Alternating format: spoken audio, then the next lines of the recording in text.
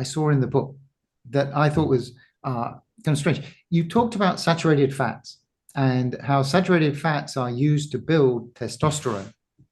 Cholesterol used cholesterol to build testosterone. Could you talk about that? Because I was kind of surprised. I mean, generally saturated fats are not viewed so positively.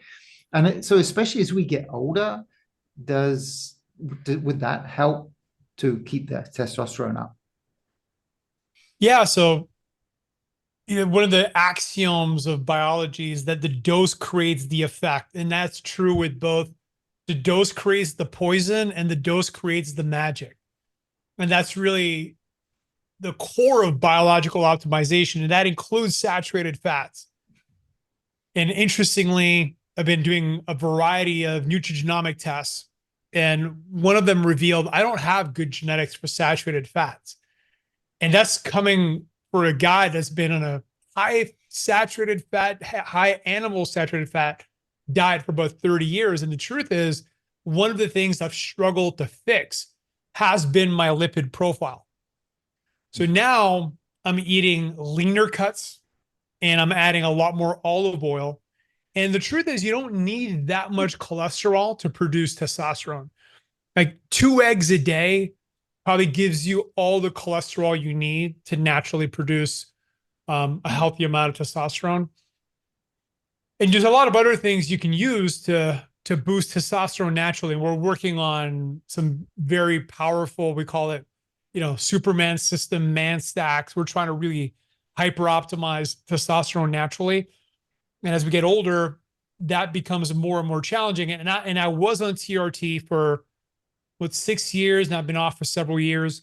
And I'm back to where I was before, and let's see how high I can get. But yeah, I do find personally that when I bump my saturated fat intake, my testosterone tends to go up, but you don't need that much. And I think for anybody listening that's in a ketogenic diet, I think a lot of people need to be mindful of saturated fats. And if you look at the literature on saturated fats and fatty liver, for an example, it can be a problem if you eat too much of it. And if you look at, saturated fat and other issues, it can definitely be a problem. So I think it's just about the dose. How much do you need? Depends, I think, on your genetics, and depends on, how much you burn and how much what's your total calorie intake. So again, I'm shifting a lot of my fats more to olive oil now, personally. Yeah, on Interesting. a plant-based side, you want to make sure that you're getting enough essential fatty acids in order for a variety of hormone formation. So, and thanks to my relationship with Matt, being an expert in both intellectually and experientially, because there's a difference between what the literature says and what happens in application. Oftentimes the science follows up on what was discovered on the cutting edge of, athletic performance in gyms and high performers. And that was an area that I had to concentrate on. So I had to search the world to find the right essential fatty acids in order to supplement, because on a plant-based diet, a lot of times you don't have these, the DHAs and the EFA profile that you need. So I supplement specifically with some elements in that area that's really great to make sure that I have enough. And I feel the difference, so feeling good is probably the best indicator of if things are working or not. And I know that sounds so subjective, but I believe that we have millions of years of evolutionary technical capabilities in our biology that supersedes the best technology that we have. We can only augment that. And I think you want to correlate how you feel with the data, so that eventually, just on how you feel, where that data is probably going to show up. Right. And we'll add to that, we've done thousands of experiments. We have a lab in Bosnia. The last 2 years, we've done thousands of experiments on fats, testing every type of seed oil. We're looking at fatty acid profile. We're testing, algae oils, krill oils, and it's a very, very deep universe. And kind of the deeper I get, the more humbled I feel. And the good news is we're working on what we believe will be a revolutionary omega-3 solution, hopefully later this year. there's a lot of problems with a lot of omega-3 products because of the esterification of the oils, which, when people talk about seed oils, there's a lot of hate and there's a lot of attacks on seed oils. But if you ask most people what's the problem, they won't know the answer. Well, one of the main issues is something called MDA, maldealdehyde, and that is cytotoxic. You can look at the literature; it's well documented. But the reality is, when we looked at all these seed oils, a lot of them don't have any issues with them. And there's also the quality, and the quality matters a great deal. And again, what we discovered, and was kind of unexpected, we were testing algae oils, and we found certain algae oils, and actually they had the highest EPA out of all of them. It was killing all the cell cultures. Did a lot of cell culture experiments. And then we discovered, well, it's the esterification of the oils that's creating MDA, again, maldealdehyde, down the pipeline, and that's annihilating all the cells. So again, it's just been a really long journey, and we just had a huge breakthrough a few days ago. So we're coming to a conclusion, but I think EPA, DHA are important. And I think, again, there's certain fatty acids in olive oil, for an example, that are really powerful. And I think there's a lot more to discover as we, discover things like fatty 15. I don't know if you've heard of it. Mm-hmm. It's a new, fatty acid with 15 carbons. There's, of course, C60. So it's a deep world, and I think we're just starting to scratch the surface of it. But I think there's a lot of big breakthroughs on the way. One more question, kind of on this kind of nutrition area, protein, right? Especially as we get, so I noticed that like one of the key kind of metrics for your diets is protein. You said start off with protein and then look at but as we get older, we absorb protein less well. We need more of it potentially. What do you think is the best way to have protein? I mean, does the timing matter? I mean, should you get it as whole food, as whey, as pea, as essential amino acids? What is the best way to absorb it?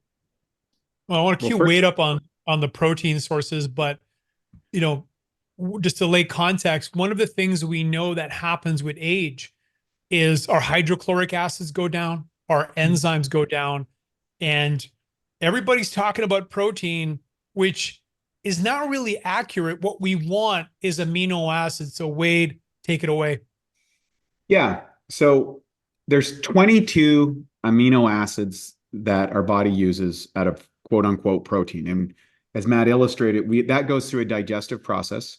First, the interaction with the enzymes, then the hydrochloric acid, which will activate some enzymes, deactivate others, and then your microbiome. And you want to have a high proliferation of positive probiotics that are proteolytic. And that means that they break down protein, because essentially we live in a symbiotic relationship between our bacteria, and without them, we're all dead.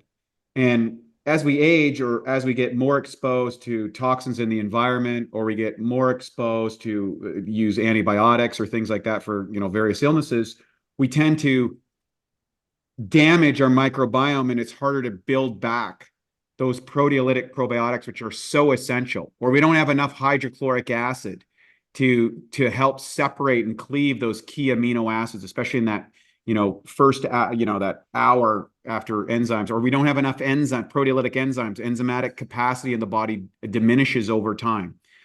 So I believe that supplementing with digestive aids is probably one of the fastest ways to improve your protein absorption, or essentially your amino acid absorption, converting your protein to amino acids.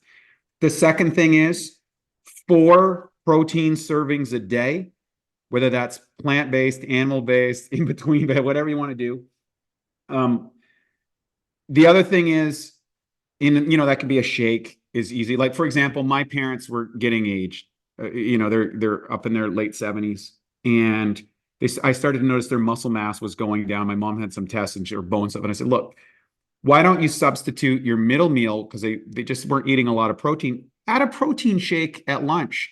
Now, my dad did that, And he's like, wow, I feel a lot stronger now that I'm doing that. So he has a traditional breakfast. I moved him away from cereal and put him on eggs and bacon because he likes both of those things. I said, cut the toast, cut the cereal, have the eggs and bacon. Your second thing, have your shake. And in the evening, they usually have a little piece of meat and some plant-based stuff, or some, like, vegetables and things like that. And so that's made a big difference in their life. And they're in their late 70s. They're not on any hormone treatments. So those key elements. Now, pre-workout, I use just really clean amino acids that I like. I really feel the difference, and I'm in my 50s, and I really feel the difference if I take those amino acids. I take 10 to 20 grams of amino acids before I work out, and that just gets converted really quickly. And I notice the performance difference when I'm in an athletic. It's even more pronounced on an endurance based. So if I'm going for a run for 45 minutes or an hour, and I'll take 20 grams of amino acids. If I'm going for a workout, I'll do 10. And going back to what Matt illustrated earlier, I have that, 2.5 grams of leucine as well to activate that mTOR, so I get that anabolic response. And as far as plant-based versus animal-based, just to conclude, a lot of people say, hey, well, you can't get enough protein on a plant-based diet, or you can't get all the full spectrum protein. 9 essential amino acids we don't manufacture. That's why they call them essential amino acids. We have to get them for a diet. And virtually all plants have those essential amino acids. Now, where the criticism is accurate is most people on a plant-based diet don't eat enough volume of protein. They're getting all the amino acids, like from a profile, but they're not getting enough volume. So if you're on a plant-based diet, supplementing with a plant-based protein, I've been doing that for years. It works really well. If you're on an animal-based one, supplementing with a protein shake can really help as you age, because it doesn't take much. And forget that stuff they sell you at the drugstore or the doctor gives you. It's garbage. It's a scam. It's a pet peeve of mine that they give to, patients with cancer or older people, these like boxes of goop and garbage.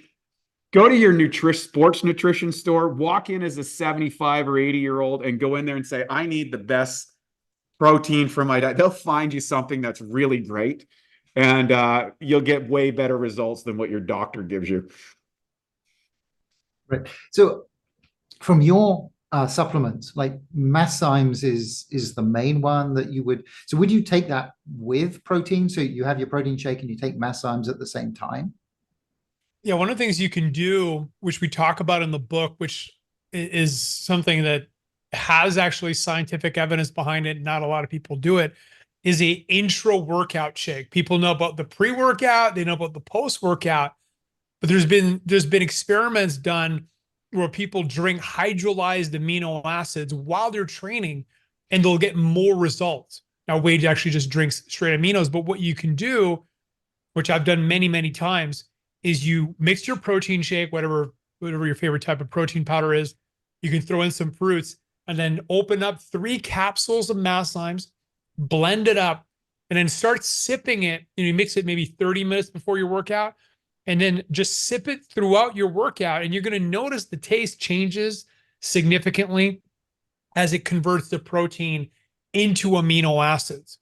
So your body, as soon as you're done a set of resistance training, your muscle starts recovering immediately. So if you can have enough amino acids in the system right after a set, or again, during a set and just during your workout, you're going to get better results. So yeah, we're big fans of using Masszymes, again, post-workout, intra-workout. And I don't know if you saw the recent data that came out on that 100 grams of protein post-workout that showed you can get better results. And that's something that, old school bodybuilders could have told you, but we finally have evidence of it.